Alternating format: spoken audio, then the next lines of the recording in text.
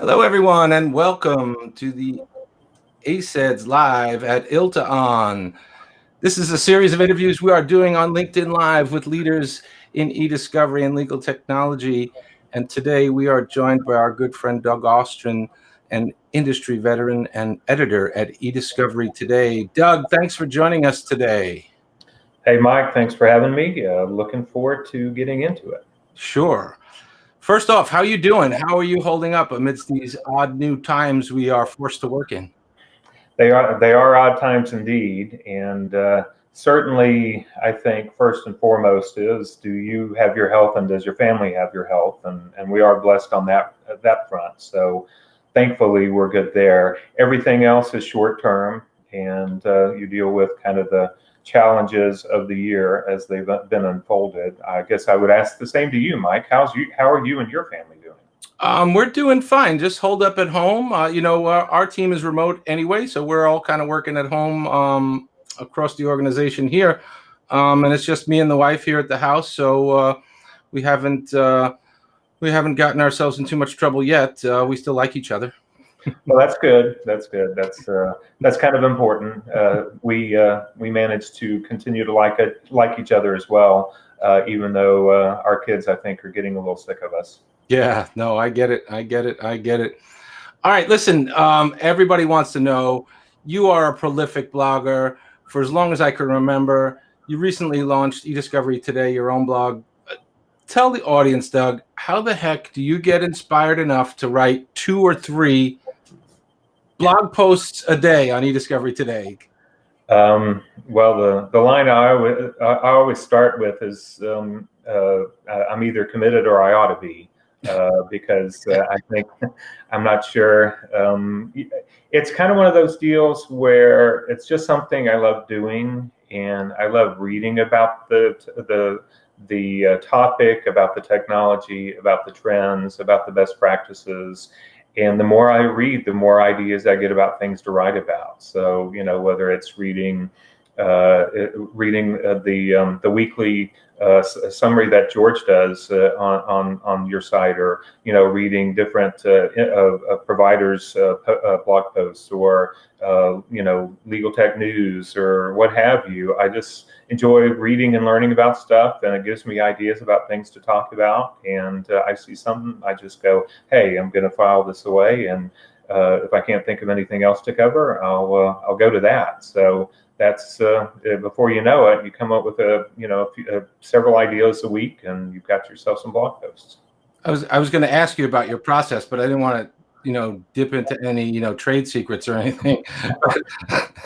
No real secrets, really. I actually did a couple of posts. I did a presentation to the San Diego Paralegals Association, and I as part of that, identified kind of a 7 do's and don'ts of writing, and at least for writing writing blog posts. And things some of them are pretty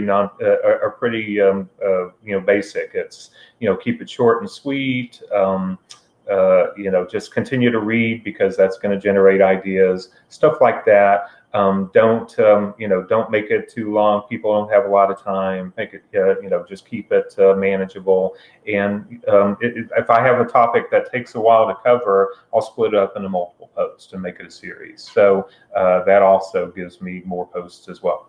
Yeah, I've seen that. I'm an obvious follower of the blog, and I can just only relate it to my own inability to publish it. I have a short column on Above the Law, and just creating that content every week or two is challenging enough. But so kudos to you for keeping that going. Well, I appreciate that. I'll keep it going as long as I can. All right. So where are we going? Where are we going with eDiscovery Today? Is any plans to do something more than just blogging? Is this going to turn into something bigger and better? Well, so from my standpoint, eDiscovery Today, or my business model that rotates around eDiscovery Today, is the blog. And certainly I've been fortunate so far to attract some blog sponsors, some companies in the industry that are really committed to education. And I'm going to be that guy who's going to mention them briefly. I know you talked to Hal Brooks at Haystack ID earlier today. They're one of my sponsors. iPro is another sponsor, and I do a blog post for them every week. Prism Litigation Technology, where we did the ACEDS webinar last month, is another one. Compliance, and then RICO. And so they really make the blog possible. In addition to that, I, believe it or not, do have time for some additional content generation. So I'm offering those services out to companies. And I do have 30 years of experience of lit support, eDiscovery consulting. So consulting and project management is certainly a component as well that I'm offering up. I was going to say have case will travel. These days we won't travel, but you know, maybe have case will Zoom. I'm certainly available for consulting and project management as well. So that's really kind of the three prongs of my business model. That's awesome, Doug. Good for you. Great companies you mentioned. We like them all as well. Okay, so we're at ILTAON, the virtual version of ILTACon. We typically this year we'd be in Nashville, and I'd be looking forward to live music down on Broadway, but we can't do that. So I've got the radio playing in the background. But have you been to any sessions? What do you think? What's been good? What have you seen so far? Every session I've been to so far has been good. Certainly the one, the keynote yesterday was Stephen Carver, and the coverage of the kind of the rehashing of the NASA mistakes and how avoidable those mistakes were. And I knew the stories, but I'd forgotten some of the components, and there were a couple of things I didn't realize. And of course, the findings in both instances of how it was too much management, too little leadership, is certainly what makes so many projects fail, as you know. And so to me, that was compelling. Jia Zhang's presentation today on rejection, I'm going to go get his book. That's certainly something I've never dealt with well, and I'd certainly be interested in trying to, I don't know if I could put myself out there quite like he's done, but I certainly could learn some lessons there. They had a great public speaking session yesterday. Today they had a great legal ops. That one as well. Yeah, that one was one that I thought was interesting. And they had just a little while ago a great legal ops session with speakers from ONA and Facebook. That was really interesting about how legal ops interacts with the different components of legal technology, and the component that had the highest exposure and lowest maturity in working with legal ops was, of course, eDiscovery legal or litigation technology. So it's just kind of an indication of just how far we have to come in terms of some companies and how they deal with that. Agree. I was actually in that session as well, and I posed the question: isn't eDiscovery more risky than this? And they didn't get to it specifically, but they danced around it a little bit. I thought it was interesting. You know what stuck out to me yesterday too from the keynote about how the NASA projects kind of went off the rails, at least those ones that ended in tragedy, unfortunately, was the number of times that the presenters used the word communication failure. And that's, I mean, so true throughout our industry. Any thoughts around that, communications? Well, I mean, we've seen that. You and I have done the eDiscovery disasters kind of presentations in the past, and those are all communication failures, or just about. I mean, the ones we've seen in the past where you've got the vendor, you've got the attorney, and they're just not on the same page. And one assumes the other is going to lead things. And, it's kind of the phrase I'll always use: if no one's driving the bus ends up in a ditch. And that's really the key. You've got to be clear. And from my standpoint, I like the belt and suspenders approach. Have a meeting, have a call, have a Zoom meeting, whatever, follow up with an email, make sure you reconfirm that understanding, make sure you communicate clearly, those types of things, because one or the other by itself can direct you off the rails. Yeah, couldn't be more true. All right, let's pivot a little bit. Doug, tell us something that you've been thinking about that not everybody's worried about.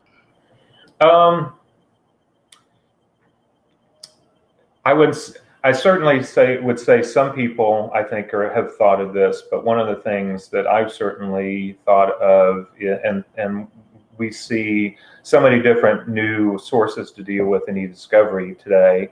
One of the things I'm certainly thinking of is, well, now we have all these additional audio and video files that are being created with Zoom meetings and this and that, and those are going to have to be addressed. And there's companies out there that are recording them because they can, and then they're going to be hit with litigation, and suddenly they're going to have to figure out a way to deal with those. So to me, I think that's something that a lot of people aren't necessarily thinking of as, gee, someday this stuff may be discoverable. What are we doing about that in terms of best practices, in terms of technology to address it if we do get hit with litigation and so forth? I think you're going to see a lot more about that here in the next year or so, about companies having to figure out ways to deal with audio and video better. I think that's exactly right. I noticed, I don't know what app I was using, I forget, but I noticed in like my temp file somewhere on my computer, I saw a little log file, and I was like, what is this file? And it was a transcript of a chat I had with somebody. And I was like, how did this get there? I didn't even know it was there. Right. Yeah, you don't even realize that when you do these meetings and you do have those chats, they do get saved out as log files, and yeah, it's there, and it just suddenly appears in your folder, and so yeah, you've got that, you've got the video itself. Sometimes transcription software, I've seen. I did an interview that was through Zoom and was transcribed by Zoom. I was kind of surprised how off it was. So I think we have a ways to come in terms of the technology, and I think there are some companies out there that are doing some things, and I think it's going to be one of the things that I would expect to see is a lot more about how do we get better transcription or better capturing of text from audio and video. I think that's going to be a big trend for the next year plus.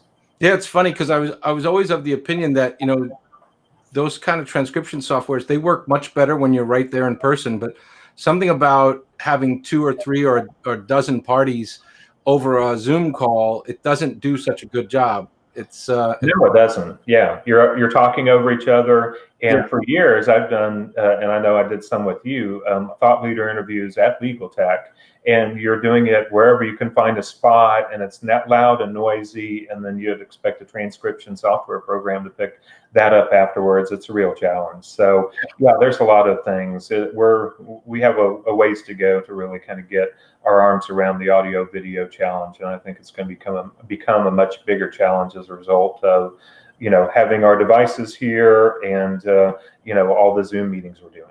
Yeah, no, we're going to figure it out like we do with everything. All right, let's have a little fun with this. So we came up with this little catchy thing, or maybe it's kitschy. I don't know, kitschy, catchy. It's one or the other. We call it 4 of this or that. We're going to identify a couple of topics where we ask for your preference of 1 or 2 things. Rapid fire, Doug, no thought, just no deliberation. Ready? Here we go. Number 1, is technology-assisted review more AI or machine learning? It's like 6 of one, half a dozen of another. Honestly, you can make an argument for either. The purist would say it's machine learning, and the casual people would say it's AI. I think of it more as machine learning, but that's just me. Yeah, and there's the case to be made that machine learning is a subset of AI, but we're going to leave it there because there's a whole debate about it. All right, here's the question that's been dogging the industry for years: hyphen or no hyphen in eDiscovery? Well, as I know, you've been to my site a bunch of times. You know where I stand on this. I'm a no hyphen guy, and I just kind of look at it from a standpoint. I've done 2,500 plus blog posts in 10 years or so. I probably saved about 10,000 keystrokes and not typing that hyphen. So to me, less work is better, and I'll take it. That's fair enough. Fair enough. It's just meant to be fun, Doug. It's all right. It's Taco Tuesday in places around the world. We can't really go out and get tacos like we used to. But Doug, you're from the South. Tacos or barbecue? Man, that's a tough one. Kind of depends on the mood. I would say probably I tend to eat, being from Houston, Tex-Mex a bit more, even though we have great barbecue here as well. So I'd probably lean towards tacos. All right, cool enough. All right, the last one, the penultimate question, the last of the 4 of this or that. Beatles or Stones, Doug? Um, I'd go Beatles. And one of the things I think that's kind of interesting is when you look at bands, when you look at TV shows, the ones that came out that went out when they were on top are the ones you tend to remember as being really great. I mean, if you think of greatest rock guitarist, probably Jimi Hendrix is the first one you think of, and so forth. So the Beatles, the Stones have been great for so many years. But they've had some stuff I haven't liked. I've liked all the Beatles stuff. It's very difficult to find a Beatles song I don't like. Yeah, I think that's exactly right. I think I can just switch to iTunes and run the whole Beatles catalog and never miss a beat, but not so much with the Stones. Although I love the Stones, don't get me wrong, but I think you hit it right on the head. All right, last question, Doug. What's a great book you recently read? So, I saw you talk to the others, and you asked that question, and I'm trying to think. I don't read too many books these days because I read a lot of other stuff and don't have a lot of time. So I'm going to go back to an oldie but goodie that I read every few years, and I probably read 6 months ago. I mean, really oldie. I'm talking How to Win Friends and Influence People by Dale Carnegie. It's really, for me, it's the book that it's kind of a life lessons book. It's how to treat people. It's it's about things like being generous with praise and being genuinely interested in other people. That's something my wife is really great at. That's one of the things that caused me to fall in love with her from the get-go, was that she just really takes an active interest in others. Be quick to acknowledge your own mistakes. That's one of the things I think we see so many people don't do. Don't attempt to win an argument. Just really try to make people feel important, make people feel good. Those are the people you want to be around and work with. And so every few years or so, I just kind of go back to it. And yeah, the examples are kind of old school, but the lessons aren't. They're still applicable today, and it's still one of my all-time favorite books for both business and life, really. And it's a book that my dad gave me when I was a teenager. He wanted me to follow him into software sales. Oh yeah, he's an old IBM exec, and I have it somewhere. I don't know where, but maybe I'll pull it out and take a look again. All right, there you have it. Thank you, Doug, so much for joining us today, for sharing your insights. And thank you to everyone for joining us on LinkedIn Live. Please visit eDiscoverytoday.com to read Doug's blog, and please check us out on ACEDS.org. You can visit our virtual booth, chat with us, or join us in our Zoom room in the ILTAON Solutions Center. Thanks, everyone. Have a great day and be kind to each other. Thank you, Mike. Appreciate it. Thanks, Doug.